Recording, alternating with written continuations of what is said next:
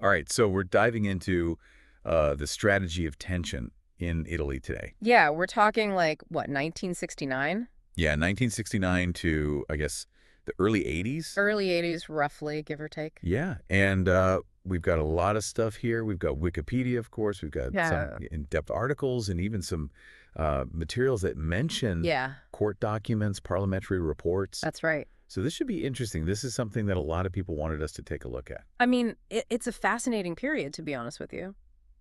Yeah, and a lot of people want to untangle Right. this whole web of events, right? Exactly. Understand the motivations behind them and see what lasting impact they had. Yeah, and I think to really understand this, you have to consider the context, Okay. the backdrop of, well, of post-World War II Italy. Right. You've got the shadow of fascism still lingering, a Yeah. complex political landscape. Right. And of course, you can't forget the Cold War. That's adding fuel to the fire. Yeah, absolutely. So let's set the stage a little bit here.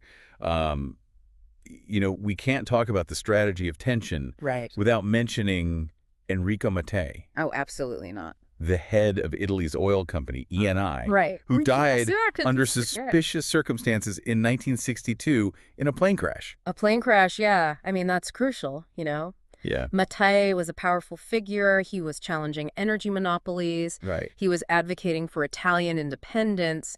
And his death, Yeah. I mean, it's no coincidence, right? It removed a major player from the board. Right. Someone who might have been able to counter some of these forces that were pushing for destabilization. So even before the Piazza Fontana bombing in 1969, things were already kind of tense. Oh, yeah. But that event, it really seems to be where the term strategy of tension takes hold. I'd say so, yeah. Can you walk us through that a little bit? What happened? Okay, so December 12th, 1969. Okay. A bomb explodes in the National Agrarian Bank in Milan. 16 people are killed, 58 wounded. Hard to even fathom. Oh, it was pure chaos. Yeah. Total chaos. And, initially the authorities, they pinned the blame on anarchists. Okay. Like Pietro Valpreda, Yeah. And then tragically, during the investigation, another anarchist suspect, Giuseppe Pinelli, Right. he dies while in police custody. Oh, wow. They ruled it a suicide, Okay. but the circumstances were very, very suspicious. So they focused on the anarchists. Right. But they weren't actually responsible. No. Evidence eventually emerged that pointed to a neo-fascist group Okay. called Ordine Nuovo, and it became pretty clear Yeah. that Piazza Fontana, this was not an isolated incident. Right. This was part of a deliberate strategy Right. to create a climate of fear and instability. And the goal of this strategy. Well, you create a sense of crisis. Right. Those in power, they can then justify cracking down on dissent, Right. increasing surveillance, Yeah. and ultimately pushing for more authoritarian control. So in a way, they were almost In a way, aiming for a coup. some people believe that was the ultimate goal. Wow, that's chilling. So if it wasn't the anarchists then who was pulling the strings, Ordine Nuovo. Well, that's where it gets a bit murky. Right. There's evidence that suggests Ordine Nuovo had connections to, get this, elements within the Italian intelligence services, Hold on. So possibly even former fascist officials, we're talking about a potential cover-up potentially. Yeah. within the intelligence services. Yeah, you got to remember the Ufficio Affari Riservati, Right. the Domestic Intelligence Bureau. There are strong suggestions Yeah. that this bureau was, well, it was filled with former fascists who Okay. may have had their own agendas, And you mentioned earlier the context of the Cold War. Right. How does that Well, you have to into understand, all of this? Italy in the 1960s, it's a battleground Right. in the Cold War. The Italian Communist Party Right. was a major political force. Yeah. And there were serious concerns, especially in Western intelligence circles, Yeah. that Italy might swing towards the Soviet sphere. Right. I mean, remember, at this time, Italy Yeah. is surrounded by dictatorships. Yeah. Spain, Greece, Yugoslavia, Right. a coup in Italy. I mean, it was out of the realm of possibility. So some might argue that this strategy of tension Yeah. was a way to discredit the left and keep Italy firmly in the Western camp. That's one interpretation. Yeah. Some believe that right-wing extremists, Right. possibly with the support of, elements within the intelligence apparatus, Right. they used violence Yeah. and fear to manipulate public opinion and to weaken the left. Yeah. I mean, it's a complex theory, and it's definitely controversial.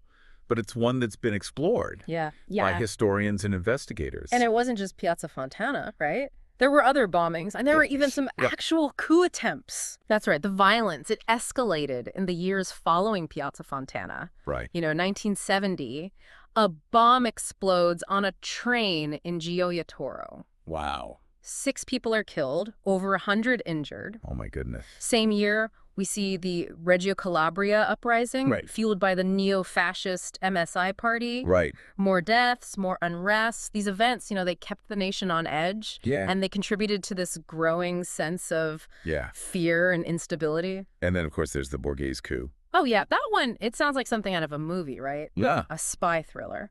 So tell us a little bit about that. So December 7th, 1970, you've got Junio Valerio Borghese. Okay. This guy's interesting. He was actually saved from execution during World War II by a U.S. intelligence officer, James Angleton. Wow. So this Borghese guy leads an armed group, and they attempt to seize control. Hold on. This guy was saved by the CIA. By the CIA, yeah. And then he tries to overthrow the Italian government? That's wild. It is wild, and it really highlights, the tangled web of alliances, agendas at play during this period. Right. The coup ultimately failed, but it just shows how close Italy came to, a complete political upheaval. Wow. And even the fact that it failed, it raises questions. Some people believe that Borghese, he was expecting support from international actors, but it just wasn't there when he needed it. So it makes you wonder, what was really going on behind the scenes? Right. So one failed coup, but were there others? Oh, yeah. There were more. There was the Rosa de Venti plot in 73, centered in Verona. That one involved figures connected to the OAS, which was a French terrorist organization. Okay. And then there was the White Coup in 74, led by Edgardo Sogno, who, as we later found out, was a member of the P2 Masonic Lodge. The P2, this lodge seems to pop up everywhere in this story. It does, yeah. It feels like a key piece of this whole puzzle. It is. What can you tell us about it? So the P2 Lodge, propaganda do, it marks a shift, I think, in the strategy of tension. It moves away from overt violence, like bombings and coups, and it moves towards something more subtle, but maybe even more insidious. It's about control from within, infiltrating and manipulating institutions. So it wasn't exposed until, what, 1978? That's right, when the police raided the villa of Licio Gelli, who is the, the Grand Master of the lodge. Right. And what they found was a bombshell, the membership list. Yeah. It was like a who's who of Italian power, military leaders, politicians, media figures, even people involved in those earlier coup attempts. Wow. It was a stark reminder of just how deeply this organization had penetrated Italian society. Mind-blowing. So what were they trying to achieve? Well, essentially, their aim was to control Italian politics. Okay. From behind the scenes, they wanted to manipulate public opinion, infiltrate key institutions, and ensure that their agenda prevail. Wow. And, some believed that this agenda, it was aligned with certain foreign interests. So we're talking about like a potential shadow government here. That's the implication. Yeah. A group of powerful individuals working in secret to influence the direction of the country. And it sounds like their reach extended absolutely. Beyond Italy's borders. It did, yeah. There were connections to international figures, even individuals in the U.S. It really makes you wonder how far this all goes. Yeah. And what's so striking is that the P2's rise really coincides with this shift in the strategy of tension. Exactly. Less overt violence, but this far more insidious web of influence and control. And it's during this time that we see one of the most pivotal and tragic events in Italian history, the kidnapping and assassination of Aldo Moro. Okay, I think this feels like a good place to pause. Yeah. Join us for part 2, where we'll delve into that whole Aldo Moro kidnapping, the shadowy figures who may have been pulling the strings. Yeah. It's a story you won't want to miss. So before we jump into the Aldo Moro kidnapping, there's another group we need to talk about, the Super Clan. The Super Clan. Yeah. Okay. Yeah. So not another coup attempt then? No. This was a... Who were they? Well, it was a clandestine group with links to the Red Brigades. And we know they had connections to people like Father Roger Charles Louis Morlian, a Belgian priest. Interesting. Now, what's interesting is he also had ties to right-wing networks. Okay. Even some with, fascist leanings. So this Super Clan, they had connections to both the far left Red Brigades, and the far right. It seems so. That's confusing. It is. What were they trying to do? That's the million-dollar question. Yeah. It suggests a possible merging of left-wing and right-wing terrorism. Wow. Which, if true, would definitely be a key element of the strategy of tension. Right. It muddies the waters even further, Yeah, for sure. It's like everyone was playing some kind of double game. Exactly. It seems that way, yeah. Okay, so back to Aldo Moro.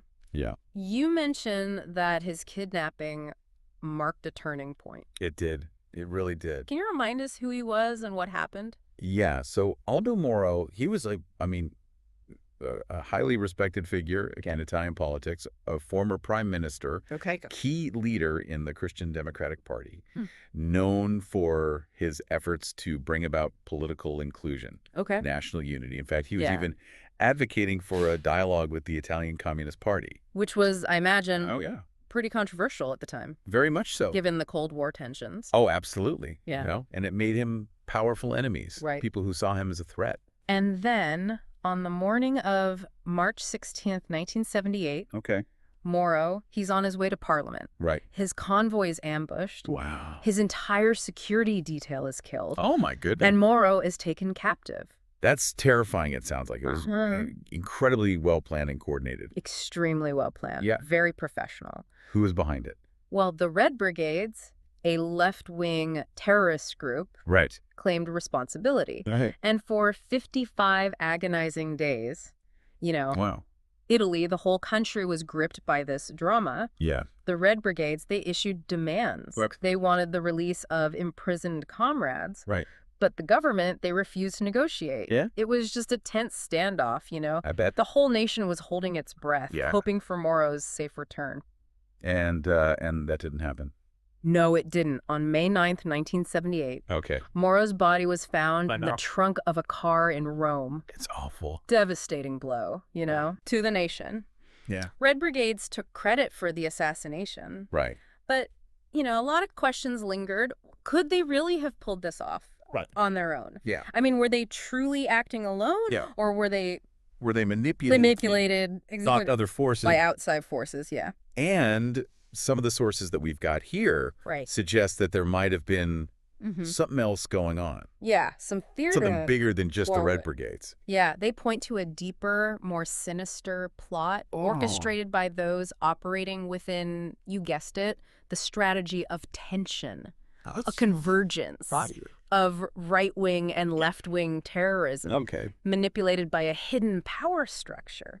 So, again... Remember those super clan connections? Right, yeah. To both sides of the political spectrum? That definitely adds another layer of intrigue here. Yeah. But why target Moro? What did they have to gain? Moro was an obstacle, to those seeking to control Italy. Yeah. He was pushing for political inclusion, national unity. He was challenging the power of entrenched interest. His death, it cleared a path for a shift in Italian politics. And the timing of his death is pretty striking, right? It is. I mean, it happens just as the P2 Lodge. Right. With its web of influence. Yeah, its web of influence is gaining power. Right. And key figures like Francesco Cossiga, who was a close friend of P2 Grandmaster Licio Gelli, are rising to prominence. And, Cossiga, he actually becomes prime minister in 1980. Right. The same year as the Bologna train station bombing. The Bologna bombing, that was the one that killed 85 people. 85 people dead, over 200 wounded. Yeah, and it was blamed on the neo-fascist group NAR. That's the official story. Even that seems a little too neat and tidy, doesn't it? It does, the Bologna massacre. Yeah. It's another event where the official narrative that it was solely the work of NR, it just doesn't quite add up. Right. While NR, led by Valerio Fioravanti, was certainly involved, the evidence suggests a deeper involvement of the P2 Lodge and SISMA, the military intelligence service. So we're talking about another potential cover-up. Potentially. Yeah, you remember Francesco Pazienza? I don't think I'm familiar with him. He was a SESMI figure linked to the Billygate scandal. Oh, Billygate. What was that? Oh, that was in the U.S. Okay. It involved allegations that President Carter's brother had received payments from Libya Interesting. Possibly with the P2 Lodge involved. Oh, yeah. So it really highlights how far their reach extended. Yeah. And how they may have even been involved in, well, manipulating U.S. politics. So what did Pazienza have to do with the Bologna bombing? Pazienza, he was a key figure in the whole affair. He was a P2 member, worked closely with U.S. intelligence. Wow. And he played a central role in the cover-up attempts after the bombing. Right. So the sources detail how they fabricated leads, planted false evidence, tried to misdirect the investigation, even tried to frame certain individuals. Wow, it's mind-boggling how these networks operated. It really is. From the shadows. Yeah. Manipulating events, silencing those who threatened to expose them. Exactly. It seems like the P2 had their fingers in everything. They did. I mean, weren't there even connections to the Vatican? Yeah, there were. And wasn't there an attempt on the Pope's life in 1981? That's right. The P2's influence, it extended into various spheres of power. The Vatican, with its immense wealth, global reach, it was definitely a target for those seeking to, well, control key institutions. Yeah, absolutely. And that attempt on Pope John Paul II's life, 1981, carried out by that Turkish gunman, Mehmet Ali Aka. Right. It remains, I mean, it's shrouded in mystery, but many believe it was part of a larger operation to destabilize the church and to neutralize any opposition to those involved in, well, you know, the strategy of tension. It's like this spider web of intrigue. It is. With the P2 at the center. It's at the center, yeah. It's like all these seemingly unrelated events. Right. But maybe they're all connected somehow. Yeah. And amidst all of this, right. you have the rise of Roberto Fiore and Massimo Morsello, right. leaders of the Third Position, a neo-fascist group, who ended up in London after the Bologna bombing. That's right. What was their role in all of this? So Fiore and Morsello, their story is fascinating. They were protected by British intelligence. Wow. They established themselves in London. Okay. And eventually they returned to Italy. He did. Fiore even founded the Forza Nuova party. So they went from fleeing the country as suspects in a terrorist bombing to founding a political party. That's right. That's quite a turn of events. It is, but you know, their story is crucial in understanding how the strategy of tension evolved. It wasn't just about bombs and bullets anymore. Right. It was about infiltrating the system, manipulating public opinion, and gaining power through, well, more subtle means, but no less effective. It's a chilling thought, isn't it? It is. That this strategy of tension could still be playing out in ways that we don't even realize. Absolutely. It could be happening right under our noses. Yeah, and that brings us to, I think, the heart of the matter. Okay. Is the strategy of tension truly a relic of the past? Yeah. Or is it still operating today, maybe in different forms in other parts of the world? It's something to think about. Yeah, absolutely. Something to ponder as we move into the final part. Is our deep dive where we'll examine the enduring legacy of this dark chapter in Italian history and its relevance, you know, to the world we live in today. So we've uncovered a lot in this deep dive. From bombings and coup attempts to these like shadowy organizations like the P2 Lodge. It's a wild story. Yeah, the strategy of tension in Italy. It's complex and often disturbing. Oh, absolutely. And, you know, we talked about before Roberto Fiore's return to Italy and the founding of Forza Nuova.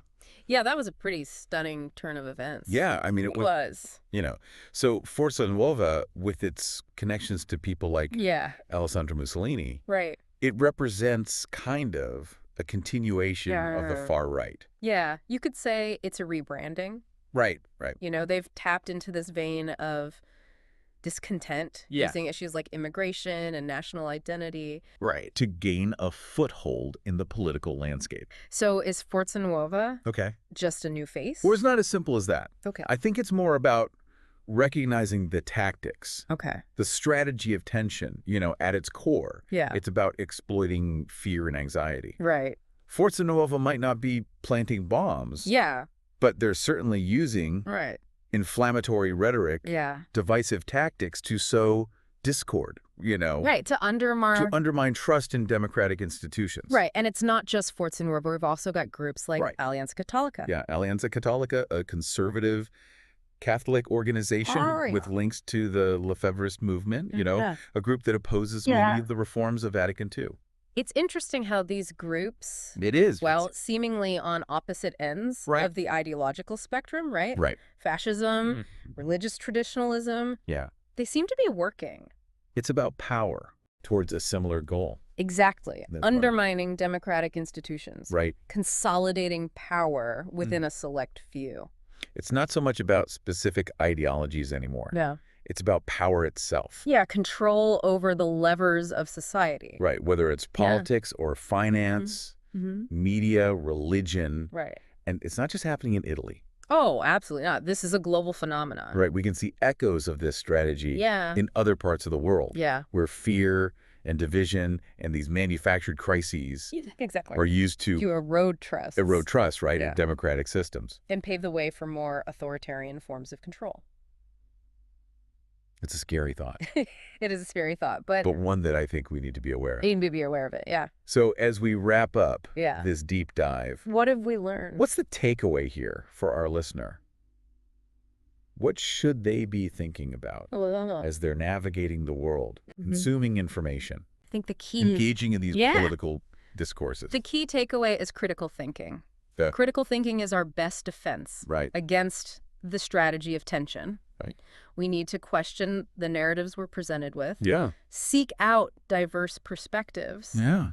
Be wary of those who offer simplistic solutions to complex problems. Yeah, be wary of anyone who says, exactly, I have all the answers. Exactly. There's never one simple answer. Right, yeah, absolutely. To these complex issues. Well, this has been an incredible journey. It has. I really appreciate you taking the time. My pleasure. To walk us through all of this. Anytime. To explore these dark undercurrents. Dark undercurrents of Italian history and their relevance to the world today. The world today. Yeah. So thank you for joining us. It's been a pleasure. As we've explored this this fascinating and often troubling chapter in history. A lot to think about. Yeah, a lot to think about. Absolutely. Keep asking questions, keep digging deeper, and stay informed. That's right. And until next time. Yeah. Keep those critical thinking skills sharp.